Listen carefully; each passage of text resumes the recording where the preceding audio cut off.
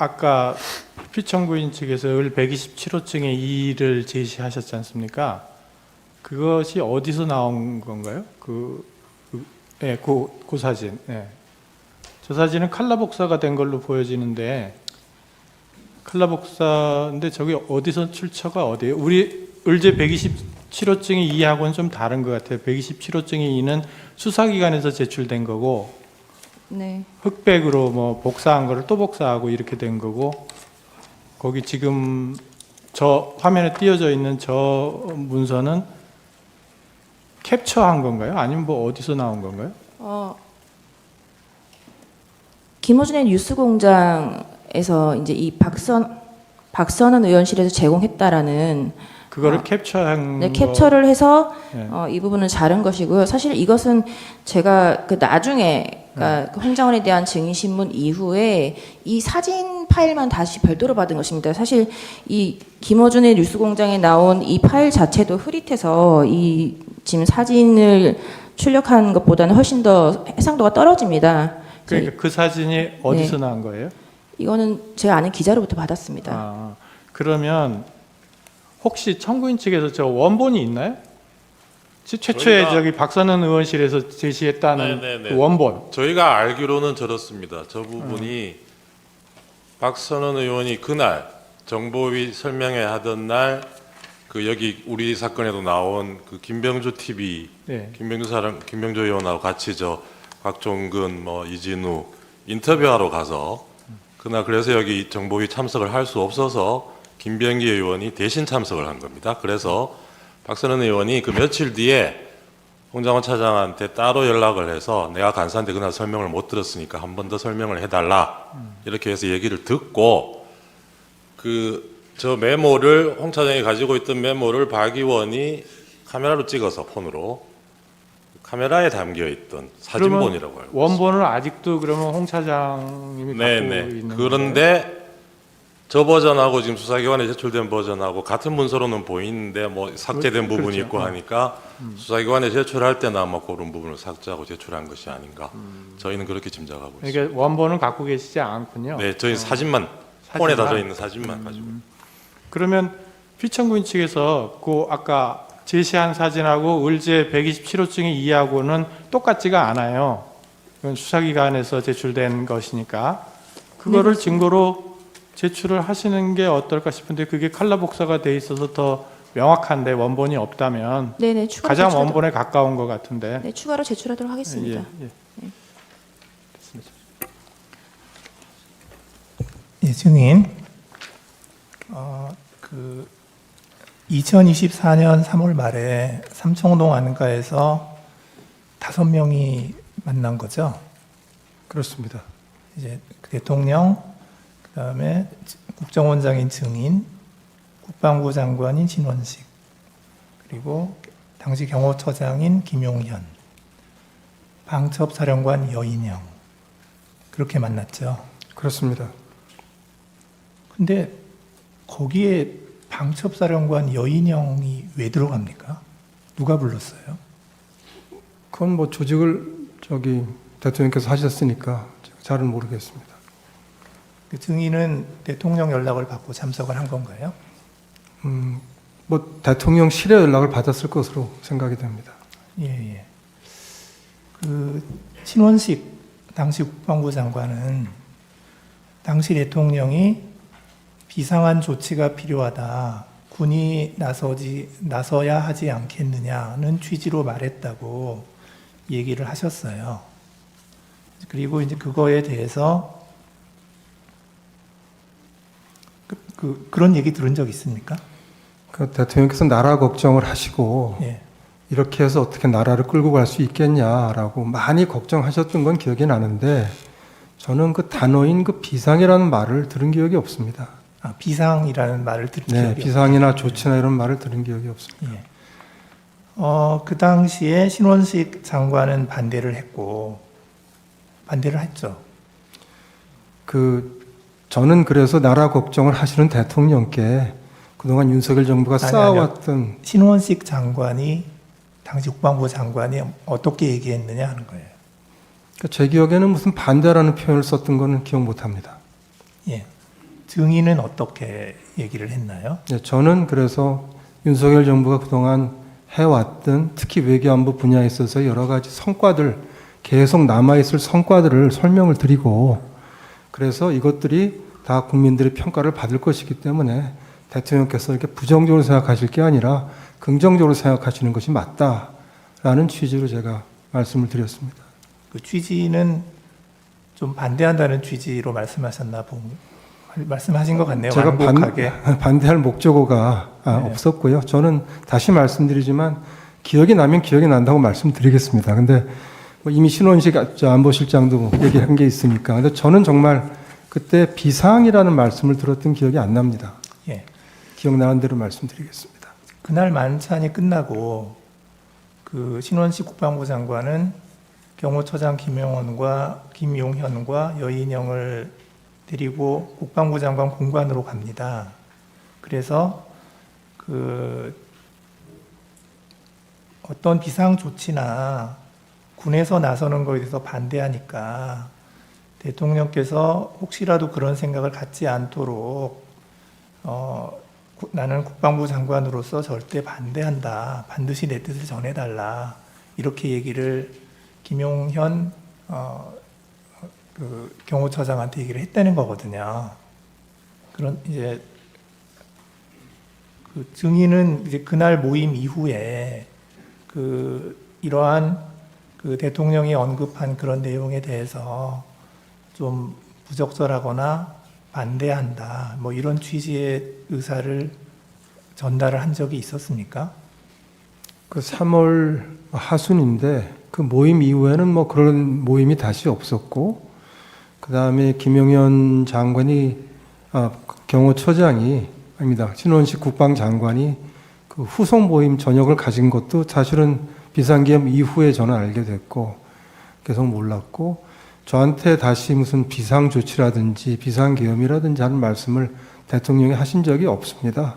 그러니까 사실 반대를 뭐 할 이유도 없었고 그렇습니다. 예. 그 증인은 국정원장이시니까 매주 대통령께 보고를 하나요?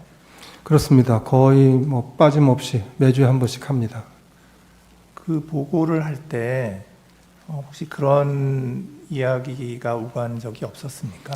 비상조치나 비상계엄에 대한 얘기가 오간 적 없었습니다. 예. 그 신원식 장관은 이제 그 모임이 2024년 3월에 있었는데 그 2024년 9월에 국방부 장관에서 경질이 돼요. 그런데 이제 증인은 그 당시에 하여튼 뭐 반대하는 취지로 말씀하셨음에도 불구하고 계속해서 국정원장으로 계셨던 거죠. 예.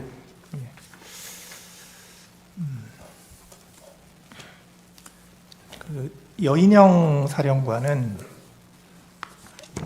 이렇게 얘기를 합니다. 3월 말 삼청동 안가에서 신원식 국방부 장관이나 조태용 국정원장이 계엄을 말렸습니다. 제가 그 기억이 굉장히 생생했기에 그분들이 비상계엄 선포를 말릴 것이라고 생각했습니다. 이렇게 얘기하거든요. 그 여인영 방첩사령관은 그 3월 모임 때 그 대통령 얘기를 듣고 뭐라고 얘기했나요? 특별히 뭐 기억나지 않습니다. 여인홍 사령관은 어떤 방첩사를 이제 그 원복시켜서 좀 제대로 기능하게 하는 것이 임무이기 때문에 그런 차원에서 이제 말씀들 했던 것 같고 그 외에는 제가 특별히 기억나지 않습니다. 예. 이제 그 12월 3일 날 이제 대통령실 연락을 받고 그 대통령실에 이제 그 갔을 때 이제 그 가는 경위부터 좀 제가 여쭤볼게요. 그 12월 3일 20시에 대통령으로부터 직접 전화를 받았다는 거죠. 그렇습니다. 그때 대통령이 어디세요라고 하니까 증인은 여기 있습니다 이렇게 말씀하셨던 거고. 네. 대통령이 미국 안 가셨어요? 라고 하니까 증인이 내일 떠납니다. 방금 미국 대사와 송별 만찬했습니다. 이렇게 대답한 적이 있나요? 네, 제 기억은 그렇습니다. 예. 그리고 나서 대통령이 알겠습니다 하고 전화를 끊었죠. 예, 들어오라는 얘기 안 했고. 없었습니다. 예. 그런데 이제 20시 5분에 대통령실 부속실장 강희구 이분이 증인에게 전화를 했죠.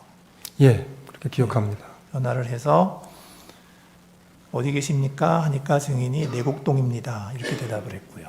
네, 그러니까 강희구 부속실장이 지금 들어오세요. 이렇게 얘기를 해서 증인은 대통령실로 출발을 한 거고요. 그렇습니다. 예. 근데 조금 이상한 거는 그날 한덕수 총리의 경우를 보면 8시 20시경에 대통령이 직접 전화를 해서 대통령실로 좀 왔으면 좋겠습니다. 누구에게도 말을 안 했으면 좋겠습니다. 이렇게 해서 왔다는 거거든요. 이게 한덕수 총리가 연락을 받았다는 내용이고요. 조태열 외교부 장관은 뭐라고 얘기하냐면 7시 54분에 대통령이 전화를 해서 지금 어디 계십니까? 라고 하니까 집입니다. 라고 하니까 지금 용산 집무실로 바로 올 수 있습니까? 차편은 됩니까? 이렇게 해서 바로 출발했다는 거거든요. 그리고 그날 또 통일부 장관 김영호 장관도 대통령으로부터 전화를 받았는데 이 전화 받은 게 조금 다릅니다. 저녁 약속이 있어서 식사를 마치고 휴대폰을 보니까 부재중 전화가 여러 번 와 있었는데 보니까 대통령실에서 여러 번 전화를 했더라.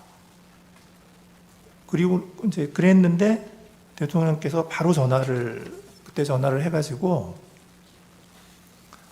대통령이 바로 용산으로 가능한 한 빨리 들어와라. 이렇게 얘기를 하니까 김영호 장관이 어디로 가면 됩니까? 하고 물었더니 대통령이 수행실장에게 물어보고 들어오세요. 라고 얘기했다는 거예요. 그러니까 이 김영호 장관은 아마 부속실에서 먼저 전화를 여러 번 했는데 이제 연락이 안 되니까 대통령이 전화 안 받는다고 그러니까 대통령이 바로 전화를 했던 것 같아요. 그다음에 이제 이상민 행안부 장관은 연락을 어떻게 받았냐면 6시 11분경에 김용현 국방부 장관으로부터 전화가 와서 지금 어디냐라고 묻기에 울산에서 김장 행사하고 회의하다가 서울 가는 길이다 라고 대답을 하니까 몇 시쯤 도착하냐 라고 하니까 8시 넘어서 도착한다 라고 하니까 도착하는 대로 바로 용산으로 들어오라 고 얘기를 했고 8시경에 역시 강희구 부속실장이 전화를 해서 용산으로 바로 들어오라고 해서 갔다는 거고요. 그래서 이렇게 쭉 보면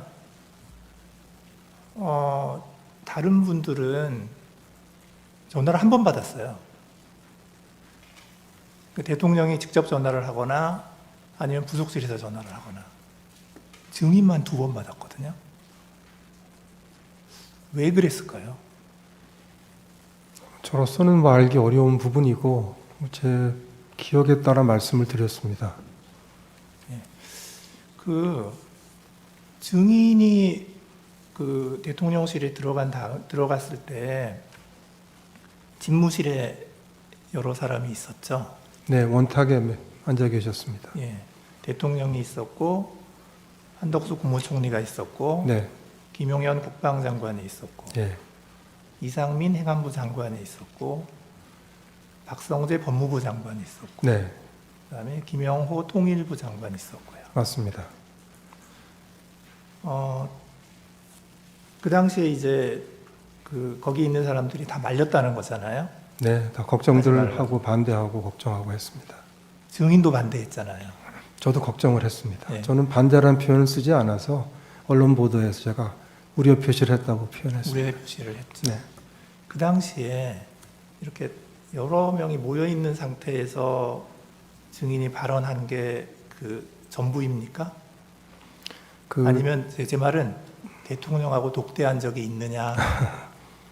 죄송합니다.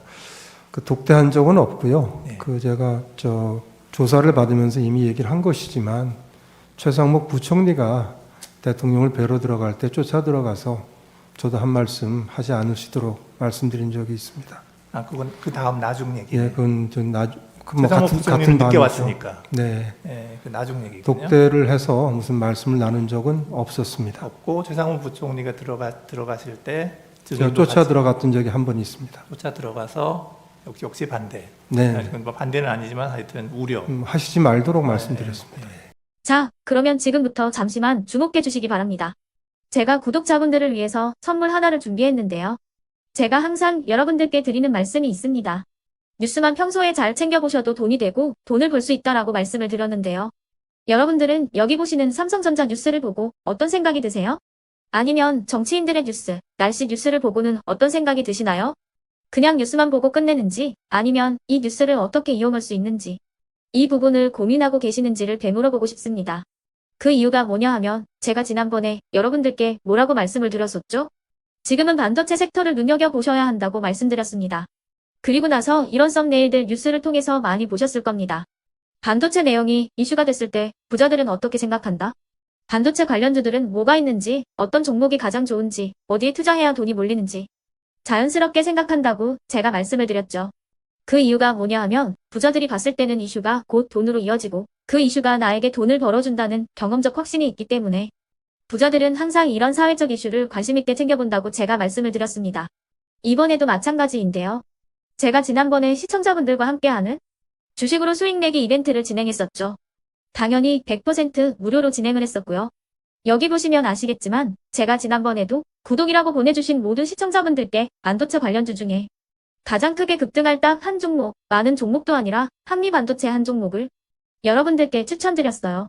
그러면서 여기 나와 있는 대로 정확히 얼마에 매수해야 하는지 그리고 수익률이 어느 정도 나왔을 때 팔아야 하는지를 이런 부분들까지 여러분들에게 정확히 알려드렸었는데 지금 실제로 어떻게 되었다? 오른쪽을 보시면 아시겠지만 제가 지난번 문자 발송으로 이 한미 반도체를 소개해드리고 나서 실제로 이렇게 5배 이상 어마무시한 상승이 나왔습니다. 100만 원만 투자를 했어도 무려 500만 원이 넘는 수익금이 생긴 거죠. 그래서 당시에도 굉장히 많은 분들이 제가 드린 이 한미 반도체로 수익을 내실 수가 있으셨을 텐데요. 다시 한번 축하드린다고 말씀을 드리겠고 이번에도 마찬가지입니다. 앞으로도 2024년, 2025년 계속해서 기대해볼 섹터는 AI입니다. 그 중에서도 AI 반도체는 그 누구도 부정할 수 없는 미래성장 산업입니다. 그러면 우리가 어떻게 생각해 볼 수 있을까요? AI 반도체 종목 중에 앞으로 크게 대장 역할을 하면서 10배 이상 급등할 수 있는 템베고 종목을 지금부터 열심히 추적해야 한다는 겁니다. 큰 돈을 투자하지 않더라도 월급의 일부분 아주 소액이라도 이 종목을 모아가야 수백 %의 수익률을 손에 쥘 수 있는 것이죠. 지금 여러분이 보고 계시는 이 유튜브 또한 AI 반도체와 아주 밀접한 연관이 있고 반도체야말로 대한민국의 핵심 산업으로 앞으로 더더욱 시장은 성장할 수밖에 없습니다. 그렇기 때문에 제가 이번에도 뭘 보내드리고 있냐면 지난번과 똑같이 구독이라는 문자를 보내주시면 제가 AI 반도체 관련주 중에 앞으로 대장주 역할을 하면서 주가가 가장 크게 급등할 한 종목을 여러분들께 문자 발송으로 종목명과 사고 파는 시점을 모두 알려드릴 건데요. 그 문자를 받고 여러분들이 주식으로 돈 버는 연습을 한번 해보셨으면 좋겠고요. 혹시라도 나는 주식을 하지 않는다 하시는 분들은 주변에 주식하시는 지인분들에게 말씀을 해주셔도 되고요. 아니면 연세가 있으셔서 투자가 어렵다 하시는 분들은 이 종목을 자녀분들에게 한번 사봐라. 이걸로 한번 수익을 내봐라. 이렇게 조언을 해주실 수도 있는 거겠죠. 그래서 지금 이 영상을 보시는 시청자분들 중에 나도 이번 종목이 좀 궁금하다 하시는 분들은요. 누구나 상관없이 그리고 어느 시간대나 상관없이 부담 없이 010-2514-5930번으로 구독이라는 문자 보내주시면 제가 이번에도 똑같이 무료 추천 급등주 문자를 보내드리겠습니다. 이해되시겠죠? 제 번호 010-2514-5930번으로 구독이라는 문자 보내주시면 여러분들이 직접 이슈를 통해서 돈 버는 연습을 해보실 수가 있는 거고 제가 돈을 받는 것도 아니고 투자를 대신해 드리는 것도 아니기 때문에 부담 없이 신청해 주시면 되는 겁니다. 그리고 수익이 나면 저는 다른 것은 하나도 바라지 않습니다. 제 채널에 구독, 좋아요 한 번씩만 눌러주시라 이렇게 다시 한번 말씀을 드리겠습니다.